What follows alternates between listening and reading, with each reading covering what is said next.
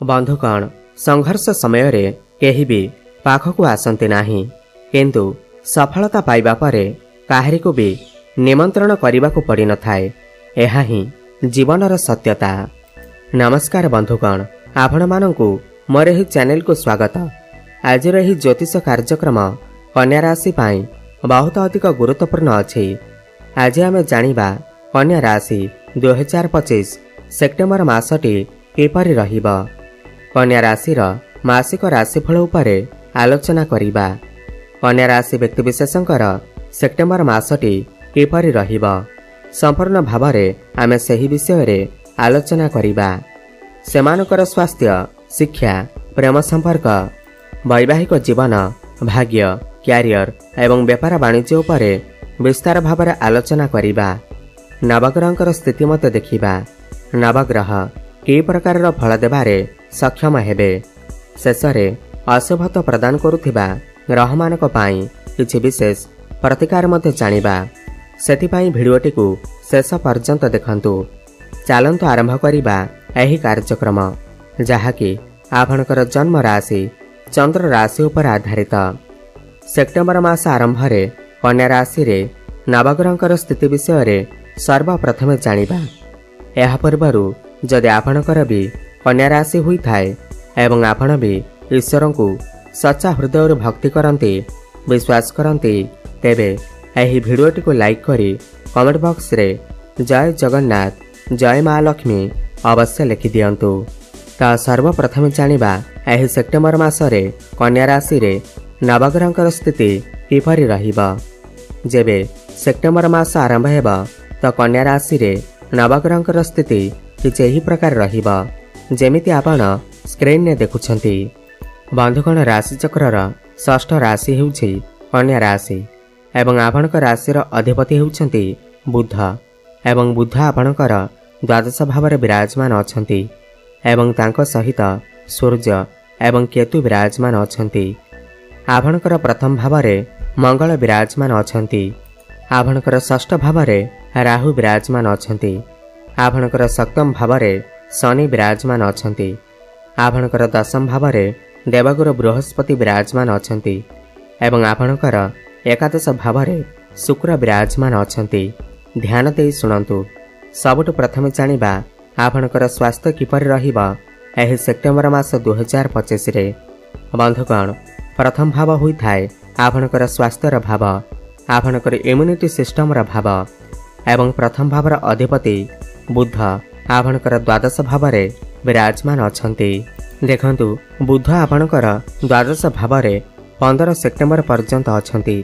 द्वादश भाव को कुंडली रे भल विचार करा जाय न थाए। द्वादश भाव लॉसर भाव होई थाए, हॉस्पिटल भाव होई थाए, रोग वैरागर भाव होई थाए। तो 15 सेप्टेम्बर पर्यंत आपण आपणकर स्वास्थ्यर विशेष जत्न नियंतु।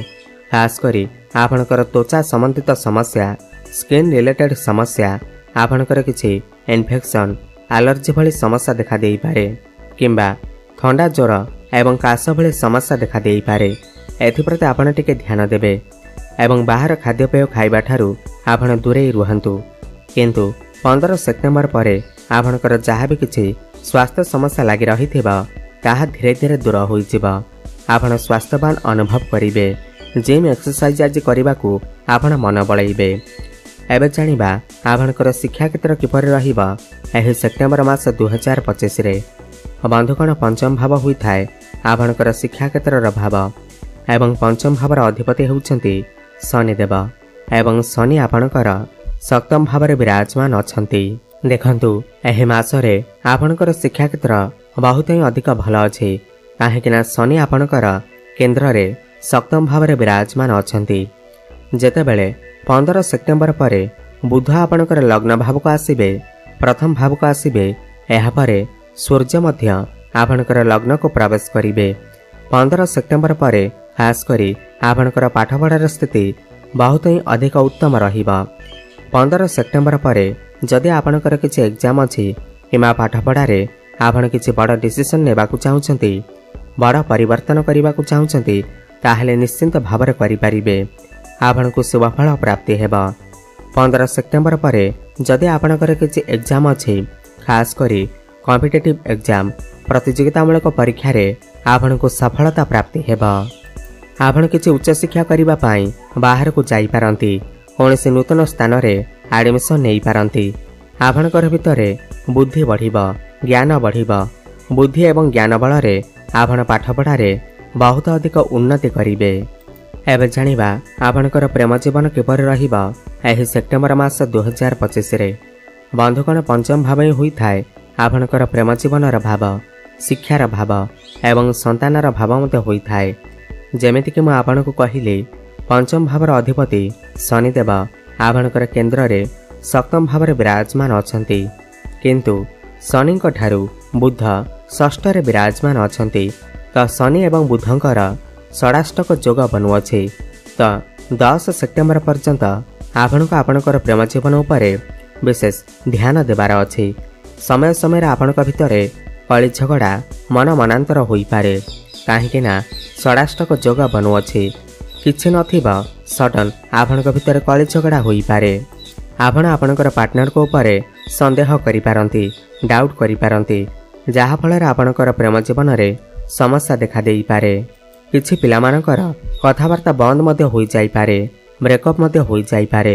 किंतु 10 सेप्टेम्बर परे आपणकर प्रेम जीवन रे जहा भी किछि समस्या थिबा ताहा धीरे धीरे दूर होई जिबा।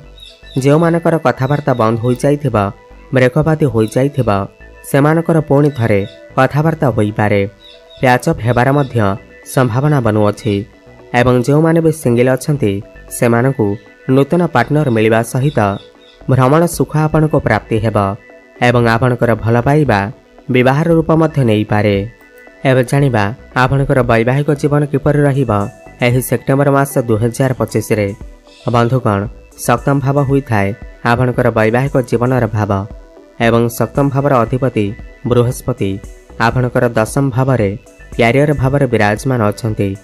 एही मासरे आपणकर जे भी जीवन साथी अछंती, लाइफ पार्टनर अछंती, से तांकर काम रे बहुत अधिक व्यस्त रही पारंती। से तांकर क्यारियर को नै बहुत अधिक चिंता करि पारंती, जहा फल रे से आपणकु ठीक से टाइम न देई पारंती, जहा फल रे आपणकर वैवाहिक जीवन रे समस्या देखा देई पारे।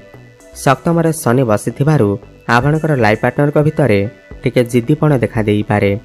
आपणक भितरे मध्य क्रोध देखा देई पारे, एटीट्यूड देखा देई पारे, काहेकि ना लग्न रे मंगल विराजमान अछंती। यह सहित बुध एवं सूर्य मध्य लग्न को प्रवेश करिवे। आपणक भितरे मध्य जिद्दीपण देखा देई पारे, क्रोध देखा देई पारे। एथिप्रति आपण टिके ध्यान देबे। मोटामोटी देखिबाकू गले एही मासरे आपणकर वैवाहिक जीवन 50% भल अछि। एबे जानिबा सबुठार गुरुत्वपूर्ण विषय वस्तु जहाँकि आपणकर भाग्य, क्यारियर एवं व्यापार वाणिज्य किपरि रहिबा एही सेप्टेम्बर मास 2025 रे। बंधुगण नवम भाव हुई थाए आपणकर भाग्यर भाव, दशम भाव हुई थाए आपणकर क्यारियर भाव। नवम भावर अधिपति होउछंती शुक्र एवं शुक्र आपणकर एकादश भाव रे विराजमान अछंती। देखंतु 15 सेप्टेम्बर पर्यंत शुक्र आपणकर लाभ भाव रे भल स्थान रे विराजमान अछंती। तो 15 सेप्टेम्बर पर्यंत भाग्य आपणकर बहुत ही भल अछि। समस्त क्षेत्र रे भाग्य आपणकर साथ देबा। कम परिश्रम रे आपणक बहुत अधिक सफलता प्राप्ति हेबा। आपणक चारि दिगरु लाभ ही लाभ प्राप्ति हेबा। आपण किछि बड़ कार्यर आरंभ करि पारंती, बड़ इन्वेस्टमेंट करि पारंती, किमा कोनोसी बड़ जिनिसर क्रय करि पारंती। एही मासरे आपण किछि भूमि, जमी, प्रॉपर्टी किमा नूतन गृह इत्यादि निर्माण करि पारंती, किंबा नूतन जानवाहन इत्यादि क्रय करि पारंती। जो माने शेयर मार्केट, स्टॉक मार्केट एवं ट्रेडिंग रे काम करुछंती सेमानक आकस्मिक भाव रे लाभ प्राप्ति हेबा। आकस्मिक धन प्राप्ति हेबार मध्य जोग प्राप्ति हेबा। आपनको आकस्मिक भाव रे कोनोसी स्थानरु गुप्त धन मध्य प्राप्ति होई पारे। पौत्रिक संपत्ति रु आपनको लाभ प्राप्ति हेबा। किंतु 15 सेप्टेम्बर परे आपणकर भाग्य रे टिके कमी देखा जिबा को लागिबा। तो 15 सेप्टेम्बर पूर्वरु आपण जदि किछि बड़ कार्य करिबा को चाहुचंती ताहेले निश्चिंत भाବରେ करंतु, शुभ फल प्राप्ति हेबा। क्यारियर कथा हेबा जदि दशम भाव क्यारियर भाव होई थाए एवं दशम भाव रे बृहस्पति विराजमान अछंती एवं 15 सेप्टेम्बर परे बुध मध्य आपणकर प्रथम भाव को चलन करेंगे। एही मासरे आपणकर क्यारियर बहुत ही अधिक भल अच्छी।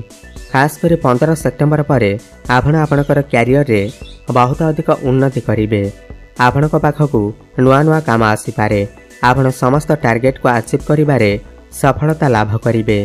15 सेप्टेम्बर पर जो माने बेरोजगार अछंती, जो मानक पाखरे कौनसी भी चाकरी बाकरी नाही, तो सेमानकु नूतन चाकरी मध्य प्राप्ति होई पारे। आपण चेष्टा जारी रखंतु, आपण को सफलता अवश्य प्राप्ति हेबा। आपण कौनसी एमएनसी कंपनी रे जॉब ऑफर मध्य आसी पारे। जो माने पूर्वरु चाकरी करछंती सेमानकर प्रमोशन मध्य होई पारे। आपण आपणकर काम कार्य को नहीं विदेश को मध्य यात्रा करि पारंती। व्यापार वाणिज्यर कथा हबा जदि 15 सेप्टेम्बर पर जेतेबेले बुध आपणकर लग्न को प्रवेश करिवे एवं सूर्य मध्य लग्न को प्रवेश करिवे, तो आपणकर व्यापार वाणिज्य बहुत ही अधिक भल रहिबा। आपण किछि नूतन व्यापार मध्य आरंभ करि पारंती। आपणकर डेली इनकम मध्य बढ़िबा, फाइनेंशियल ग्रोथ हेबा। व्यय तुलन में आपण आय अधिक करिवे, किंतु पार्टनरशिप रे जदि आपण व्यापार वाणिज्य करुछंती ताहेले आखि बंद करी विश्वास करंतु नाही। 15 सेप्टेम्बर पर आपणकर क्लाइंट बढ़ी पारंती, कस्टमर बढ़ी पारंती। एबे जानिबा किछि उपाय विषय रे जाहाको करिबा द्वारा एही मासरे जहाँ भी किसी समस्या रहुअछि ताहा दूर होई परिबा। सर्वप्रथमे तो आपण बुद्धंकर बीजमंत्र जप अवश्य करंतु। ओम ब्रांग ब्रिंग ब्रंग सह बुद्धाय नमः 108 थर प्रत्येक दिन जप करंतु, शुभफल प्राप्ति हेबा। प्रत्येक बुधवार दिन गोमाता को सबुज चारा खाइबाकु दियंतु एवं प्रत्येक दिन संध्यारे हनुमान चालीसार पाठ करंतु एवं सूर्य को जलार्घ्य अर्पण करंतु। शुभफल प्राप्ति हेबा सहित आपणकर भाग्य रे उन्नति आसीबा। धन्यवाद।